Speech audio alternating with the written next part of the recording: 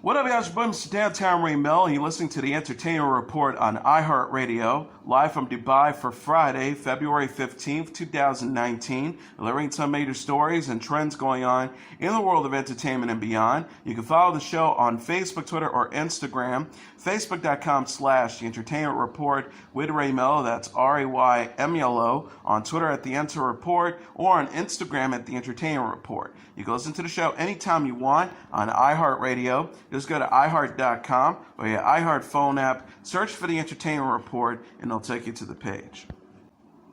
Aquaman Game of Thrones icon Jason Momoa is in talks to play the Swordmaster Duncan Idaho in the remake of Doom. Deadline and Variety reported negotiations Thursday. Arrival and Blade Runner 2049 filmmaker Denis Villeneuve is directing the movie, which is expected to star Timothy Chalamet, Rebecca Ferguson, Dave Bautista, Stellan Skarsgård, Charlotte Rampling, Javier Bardem, Zendaya, and Josh Brolin. Villeneuve, Eric Ruff, and John Spethis wrote the screenplay for the film based on the Frank Herbert sci-fi novel. The book was previously adapted by David Lynch as a 1984 movie starring Brad Dourif, Jose Ferrer, Linda Hunt, Kyle MacLachlan, Virginia Madsen, Sting, Dean Stockwell, Max von Sydow, Elisa Witt, and Sean Young. The Oath actress Christina Milian and Unreal actor Adam Demos have signed on to star in the Netflix movie Fallen in Love. The synopsis reads, when city girl Gabriella spontaneously enters a win and end contest and winds up with the money pit, Albert, in a picturesque New Zealand town, her only option is to fix and flip it. She and the gorgeous local contractor reluctantly team up, and she soon appreciates being part of a community and a true partnership in both work and love. Elizabeth Hackett and Hilary Gallinoy wrote the romance, and Roger Crumble is on board to direct. Filming is scheduled to begin this month in New Zealand. Milian posted on Twitter Friday a photo of herself in the country. She captioned, "Kicking it in New Zealand in my Fashion Nova boots," the image of her smiling and sitting in the doors of an SUV on a sunny day. Ben Affleck has confirmed on Jimmy Kimmel Live he will not play Batman again in another Warner Brothers movie. The 46-year-old actor explained on Thursday he planned to direct and star in the next Batman movie but couldn't crack the story and thought it's best to leave the project to someone else. Kimmel asked him if there was a statement he wanted to make, and Affleck replied, "I don't know, I guess I'm not Batman." Kimmel officially retired the cape and cowl from Affleck's costume. To make room for the item, Kimmel said he would get rid of another piece of memorabilia in his collection. The sparkly thong Affleck's longtime friend Matt Damon wore in the TV movie Behind the Candelabra. Kimmel says, "Please give it to him and have it destroyed." Affleck says, "Thank you, I will." The cape was then revealed to say Batfleck 12 on the back. Affleck says, referencing to New England Patriots legend Tom Brady, that's Tom Brady's number. You can't be a hero unless you wear number 12. Warner Brothers announced last month that a movie called The Batman from writer and director Matt Reeves is scheduled for release on June 25, 2021. The studio said Affleck, who played the Cape Crusader in 2016's Batman vs. Superman Dawn of Justice, briefly in 2016's Suicide Squad, and in 2017's Justice League, would not reprise his role in the new movie. Affleck tweeted at the time, excited for the hashtag #TheBatman in summer 2021 and to see Matt Reeves' LA's vision come to life. He did not publicly explicitly address his departure until his appearance on Kimmel. No replacement has been announced yet. American Girl is inspiring a new live-action movie. Mattel and MGM shared plans on Friday for a new film based on the American Girls book series and line of dolls. Deadline says Mattel Films, MGM, and Picture Start founder Eric Feig will produce the project. MGM's co-president of production, Cassidy Lang, and Mattel Films executive producer Robbie Brenner will oversee the production. Mattel CEO Non Kreitz said in a statement, "American Girl is a beloved, story-driven franchise lending itself perfectly to a featured film. At MGM and Eric, we have world-class partners, and we look forward to working with them to give our passionate American Girl fans of all ages another way to connect with this iconic brand." MGM Motion Picture Group President Jonathan Glickman shared similar sentiments about the project. He said, according to Variety, "American Girl is a timeless and iconic brand that is part of the fabric of families all over the world. We look forward to working with our partners at Mattel and Picture Start to bring this cross-generational film to audiences all over the globe. American Girl released its first collection of dolls and books in 1986. Pleasant Rowland, a subsidiary of Mattel, has since sold over 32 million American Girl dolls and 157 American Girl books.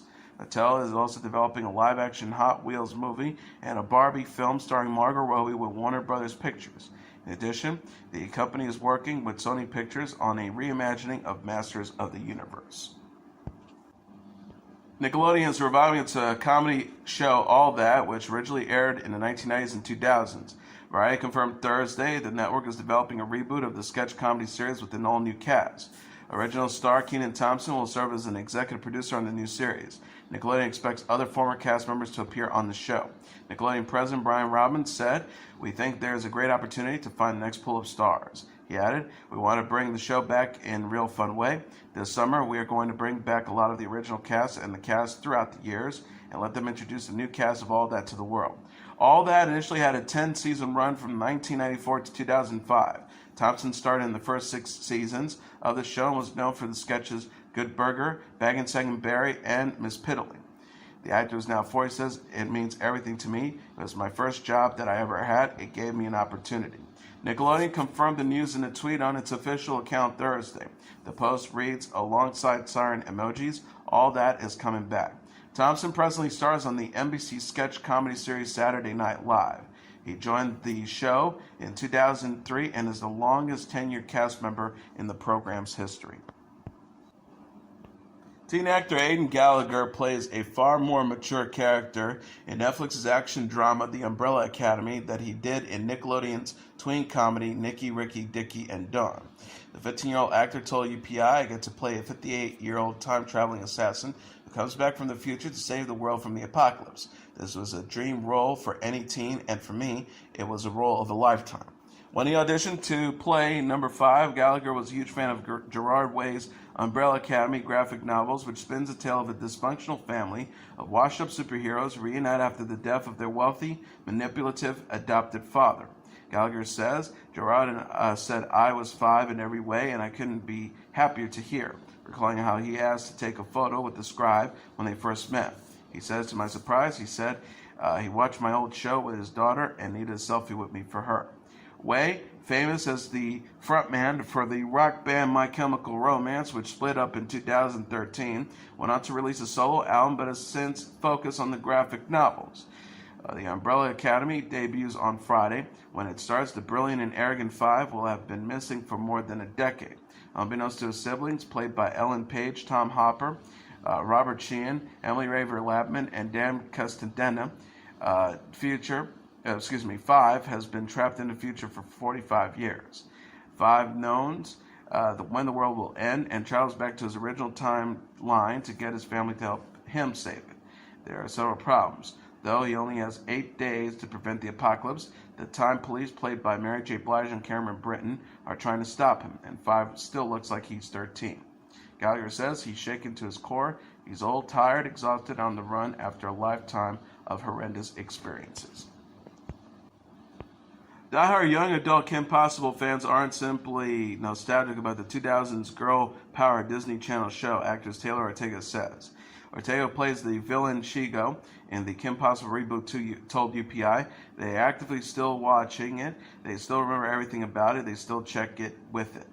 The animated Kim Possible series ran from 2002 to 2007 and featured Christy Carlson Romano in the lead voice role. Romano plays a supporting part in the new live-action incarnation. The TV movie, airing Friday, stars Sadie Stanley as a titular teen crime fighter, Sean Jabroni as her best friend Ron Stoppable, Allison Hannigan as her mother, brain surgeon Ann Possible, and Todd Stadwick as the mad scientist Dr. Draken. The iconic naked mole rat Rufus, Kim's sidekick, is animated and voiced by Nancy Cartwright. Actor Ben Whishaw will lend his voice to the beloved Paddington Bear in a new animated series for preschoolers on Nickelodeon. Whishaw previously played the role in 2 big-screen blockbusters in 2014's Paddington and 2017's Paddington 2, which mix live action and animation. A third film is also in development. A synopsis reads, the new Paddington series sees a younger Paddington writing to Aunt Lucy from Windsor Gardens. Each episode will open and close with Paddington's letters as he tells Aunt Lucy what he has learned about life through the day's new exciting adventures. The series will invite a new generation of fans into Paddington's world, full of heart, kindness, slapstick humor, fun, and generosity. The show is in production and expected to premiere in 2020. It follows a bear from Peru who is adopted by the British family who finds him lost in London's Paddington train station. Executive producer David Hyman said in a statement Thursday, it is a joy to bring this uniquely life-enchanting bear to a whole new audience of younger children. We are thrilled that the inimitable, brilliant Ben Whishaw will continue to voice Paddington. Hyman also produced the Paddington movies as well as the Harry Potter and Fantastic Beasts film franchise. Michael Bond, who wrote the classic Paddington children's book that inspired the show and films, died in 2017 at the age of 91. Wishaw's other credits include Mary Poppins Returns, A Very English Scandal, Spectrum, and Skyfall. Hannah, a new crime drama starring The Killings co-star Joel Kinnaman and Marilyn Enos, is set to premiere on Amazon on March 29th.